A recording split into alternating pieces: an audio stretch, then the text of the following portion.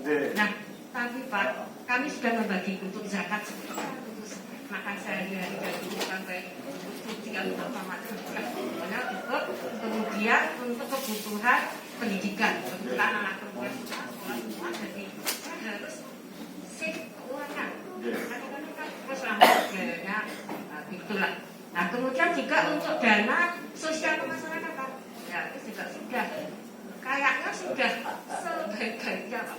Tapi Pak, sudah diperinci seperti itu, tiba-tiba ada sesuatu, Pak, ujian dari Allah. Sakitnya sampai bisa Pak. Ya, sudah Bapak Bismillah. Kesehatan Mas seperti itu, sehingga memerlukan dana. Nah, kemudian bagaimana Pak untuk menghadapi hal seperti itu sama dengan eksistensi? Ya, apa saya untuk mencukupi masalah itu kan? Karena saat itu saya punya aset mau saya jual, anak sampai sekian. Terus saya padahal juga untuk ingin haji Pak dan nabung dan sebagainya. Nah, artinya saya itu ya ini juga ada beberapa yang lain ya. Ini saya paling punya Allah. Semoga ini adalah bisa terus ujian dari keluarga saya. Karena memang saya sampai bilang ya Allah bisa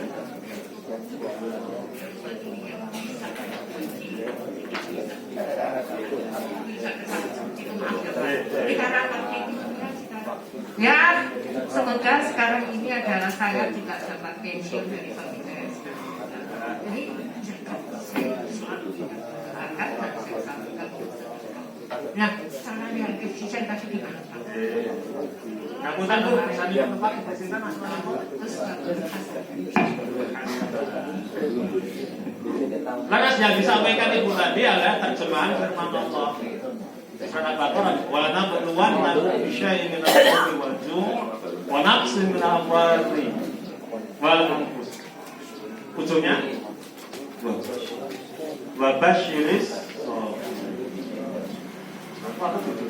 gampang Pak, Bapak susah dulu sabar ini angel.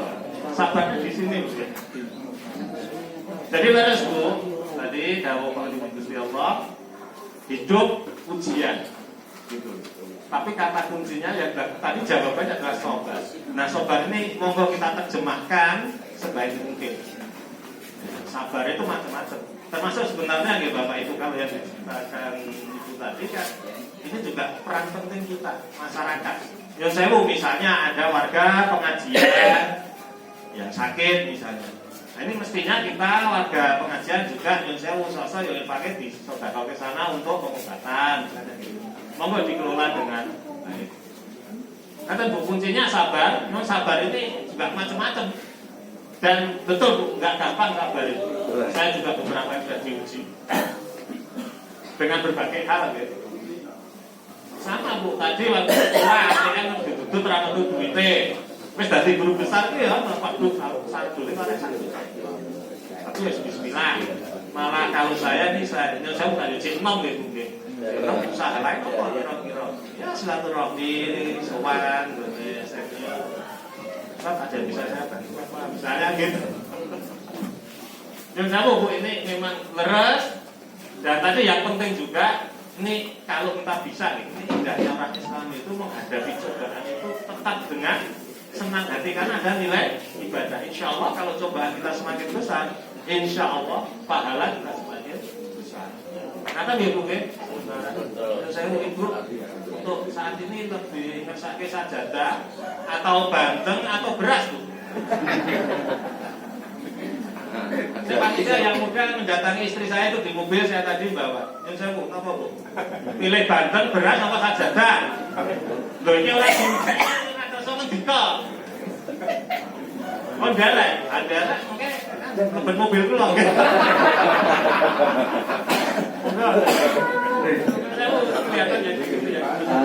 Terima kasih. Assalamualaikum warahmatullahi wabarakatuh. Waalaikumsalam.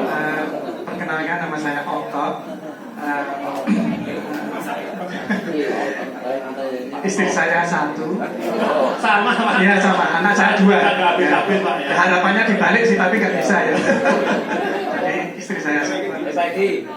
sangat bagus sekali apa yang disampaikan. Namun ada satu yang saya tanyakan. Tadi Pak Ustadz mengatakan bahwa kalau saya tidak ada duit lalang. Nah itu kan bagi saya susah. Oh, Artinya begini, kalau saya biuk, ya, artinya gaji saya, kebetulan saya juga PNS. Kalau saya biuk begitu, kadang-kadang kita di luar itu kan ada yang tak terduga. Kalau biuk sama sekali saya kan tidak bawa uang. Artinya uang di mana tadi nggak ada. Nah, menurut Ustaz itu bagaimana caranya kalau tidak ada di belakang itu mengatasi seperti hal-hal yang tidak terduga itu? Karena kan kalau saya biuk ke istri saya semuanya itu, kalau narik lagi susah. Jadi kadang-kadang bu atau jajan pengen itu murah cocok baik. Ibu pun ibu apa? Di sana di belakang ya. Jadi bagaimana caranya kalau tidak ada di belakang? Itu saja. Terima kasih. Assalamualaikum warahmatullahi wabarakatuh. Waalaikumsalam. Kalau saya gampang, dibuat perjanjian di depan dulu. Saya kita kayak kabar. Ini ngomong apa? Ya. Jakat ini kan Terus itu, ada orang mana kan? Mengakui kan ini nanti bisa beda-beda jadi pengalaman. Ya enggak kalau saya minta bantuan ya. Ya. Tapi ada rahasia yang lain. Saya kan bawa mobile. Kan bawa handphone Pak. Ya ini monggo lah kesepakatan ini kan mungkin masing-masing beda tapi ya saya itu RKE duwe rekening siji sing ora tak kandhani ning akhire kok ya ora tega lha begitu transfer sampe waduh setor ya enggak apa-apa ya happy tapi sekali lagi nyusul nek ilmu akuntansi ada yang namanya teori kontingensi Pak. Jadi ini tadi yang saya sampaikan lebih banyak pada teori secara umum dan pengalaman saya.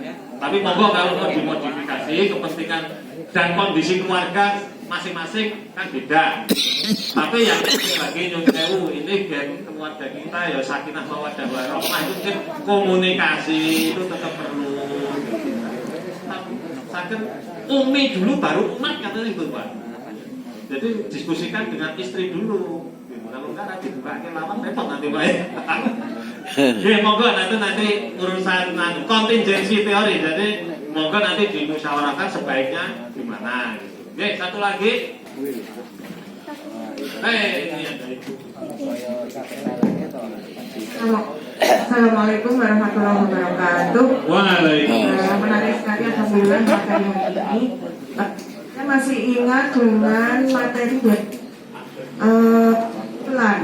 Coach Wulan. Halo Pak Oto, masih ingat Coach Wulan? Ya, jika kita punya uang atau rezeki yang harus kita lakukan, yang pertama adalah utamakan hak Allah dulu nomor satu. Kemudian yang kedua, belanjakan sesuai dengan kebutuhan. Yang ketiga, belanjakan sesuai dengan keinginan. Namun Ustaz, kadang-kadang kita, terutama ibu-ibu, emak-emak ini, kadang-kadang terjebak dalam sebuah dilema antara keinginan dan kebutuhan. Menurut saya ini butuh ya untuk keluarga saya misalnya ya. Tapi jika mau beli barang itu sebenarnya saya nggak beli itu pun nggak apa-apa. Tapi saya beli akan manfaat untuk keluarga.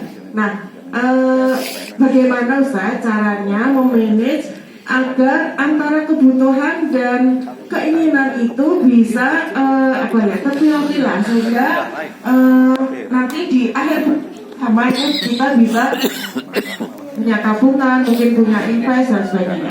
Assalamualaikum warahmatullahi wabarakatuh. Waalaikumsalam. Bu Rohati.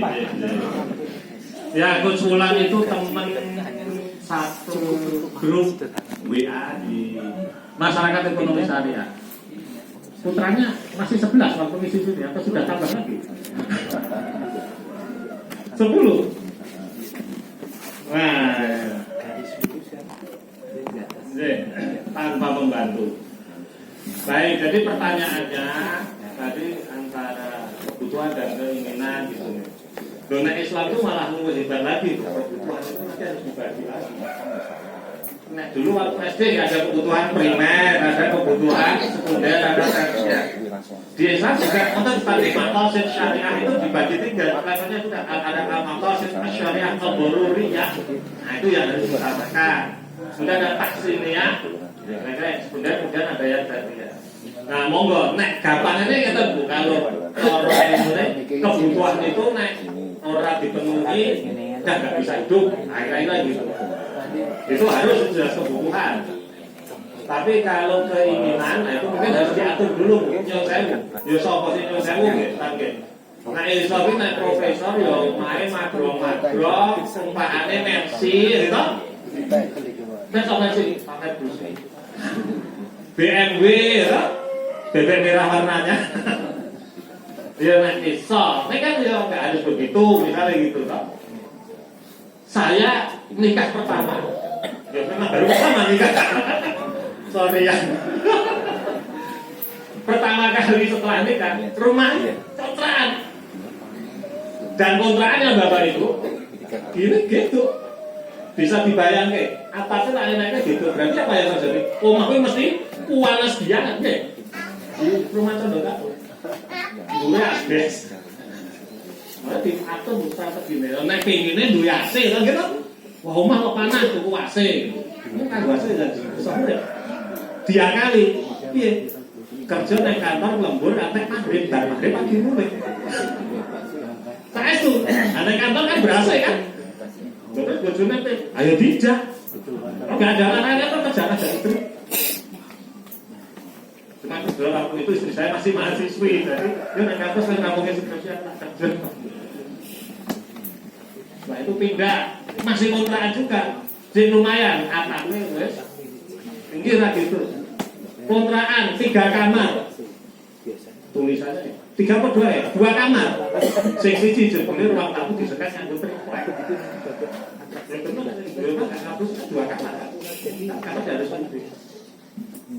Ya itu mungkin ujian diberi wajah perjalanan alhamdulillah sama ini ya omah di sono alhamdulillah mobil ya wonten gitu ya. Nah ini mungkin juga itu Bu Nadi, mana yang kebutuhan ya saat itu sih ya pengennya ya kan gue rumah ya yang kecil-kecil dulu, tapi ya tadi saya ceritakan alhamdulillah rumah pertama itu kok ya dari senior kan tidak silaturahmi. Terus nyicilnya ngadu apa? Nyicilnya ngadu abang. Karena apa? Beliau pengelola sebuah program studi. Nah, saya suruh beli rumahnya, nyicilnya pakai honor ngajar di program studi. Hasil silaturahmi. Tadi bukan kembali intinya membuat bahasa kerennya dianalisis. Mana yang kebutuhan, mana yang keinginan. Kebutuhan pun ada kebutuhan primer, sekunder, dan ya. Kalau pakai bahasa beliau, nah, ya apa namanya maqasid syariah al-khamsah itu ya penting kan hubungan itu, berarti kebutuhan makan ini. Tapi yang lain-lain mungkin kendaraan. Tadi sudah dikatakan, nek ra duwe roda papat ya roda loro sik. Roda loro ora ono mesine ya sing nganggo mesin, sing mesine nganggo segose, genjot sepeda. Jadi harus memang kita atur sendiri tipsnya. Nek delok itu pengen itu kan anaknya ya, jadi masing-masing membuat di sana. Saya kira cukup 3 stangge, nah, karena saya hadiahnya juga cuma bawa 3. Oke. Assalamualaikum warahmatullahi wabarakatuh. Waalaikumsalam warahmatullahi wabarakatuh. Terima kasih mengucapkan kepada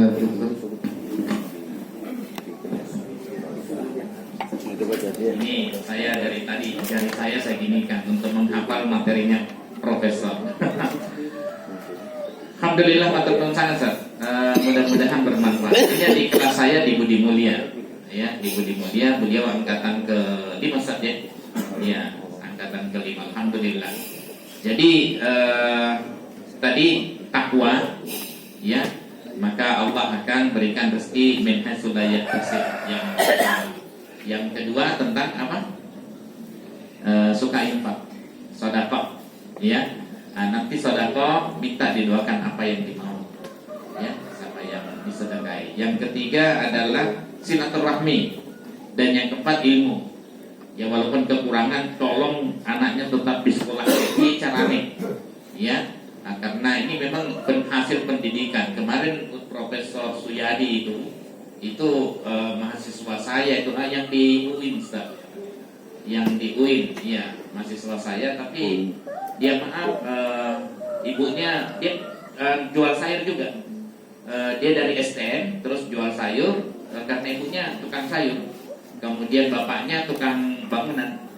Tapi dia sudah menjalani profesi itu, tapi dia kemudian pikir saya harus sekolah. Akhirnya sekolah di Fakultas Agama Islam. Nah, kemudian dia sambil kerja bantu saya di LPPI, UMY, sama Ustaz Yunahan. Ya, kemudian S2 juga begitu. Alhamdulillah setelah S2 mendaftar di UIN, tidak langsung diterima jadi dosen, tapi kemudian mendaftar lagi, alhamdulillah diterima jadi dosen, sekarang sudah profesor. Alhamdulillah. Itu kebanggaan tersendiri itu ya. Nah, tapi ada yang silaturahmi itu, Ustaz. Saya terus terang masuk di UMY itu karena silaturahmi sebenarnya. Saya mau silaturahmi sama guru saya, Ustadz Yunar Ilyas, guru kita, ya di Budi Mulia, ya, dan guru saya juga di Mualimin sejak kecil itu. Silaturahmi saya sama istri, Ustadz Yunar lagi tiduran di karpet. Ini karpetnya nyari. Karpet LPPI. Nah, kemudian setelah saya datang, ya ngobrol, gimana Tir? Dia panggil Tir, tidak masalah karena guru saya. Ya, pernah ada mahasiswa saya panggil Tir, nantang ya. Itu hanya khusus untuk guru gitu dan teman ya. Kamu sudah selesai Tir? Sudah. Apa jurusanmu? Tafsir hadis. Langsung dia bangun dari tidurnya di kantor itu. Kamu tafsir hadis? Kamu ngajar di sini ya? Dah, ajukan surat lamaran, psikotes, wawancara, selesai. Ya, hanya silaturahmi. Dan sekarang sudah di LPPI. Setelah itu ditarik lagi majelis taklim. Itulah silaturahmi. Ya betul kata Nabi SAW, yang memperpanjang umur, ya, dan kemudian memperbanyak rezeki. Ya, matur sangat, mudah-mudahan manfaat. Ya, kita doakan beliau sehat sekeluarga, ya, dan berkahi. Ya, amin. Assalamualaikum warahmatullahi wabarakatuh. Assalamualaikum warahmatullahi wabarakatuh.